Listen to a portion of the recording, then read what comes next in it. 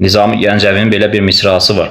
Madəm söhbət insandan düşüb, əvvəl əyri bitən bir cavan budaq, zənn etmə qocalsa düzgün olacaq. Əvvəl əyri bitən bir cavan budaq, yəni insanı burada təmsil edir. Əvvəl əyri olan bir insana sizcə düzəltmək mümkündürmü? Yoxsa Nizami Gəncəvinin dediyi kimi sərbəst buraxmaq lazımdır? Bilirsən, mən həyatda heç nəyə aksiyon kimi yanaşmıram və heç bir deyilmiş söz mənim üçün heç bir aksiyon olmayıb. Olsaydı mən bitərdim. Yəni, kiminsə, dünyada heç bir yazı yaza bilən məxluqun və yaxud da insanın və yaxud da hansı bir canlının yazdığı heç bir kəlam, fikir mənim üçün aksiyon deyil. Gözəldir, deyilişi gözəl gəlmiş sözdür, yerinə düşəndə də olur, düşməyəndə də olur.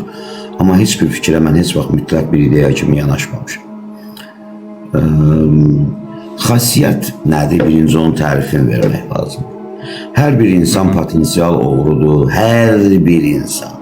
Ən müqəddəs insan belə. Potensial qatildir, potensial oğrudur, potensial əclafdır, potensial sevəndir, potensial mərhəmətlidir və s. Xasiyyəti formalaşdıran,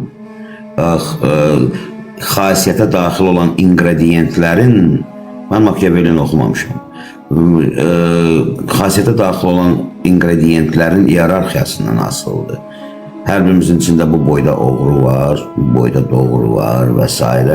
Onların düzülüşünə, yəni yemək pişirmək kimi bir məsələdir. Bütün yeməklərdə ət ola bilər, amma bütün yeməklər eyni yeməklər deyil də, yəni və s. Yəni, xasiyyətdəki cəhətlərin hansının daha çox qabarması bizi müəyyən edir. Mən elə gəl, istənilən insanı dəyişmək və düzətmək olar. Cəmiyyətin də rolu burada böyükdür əlbəttə ki, amma məncə olar.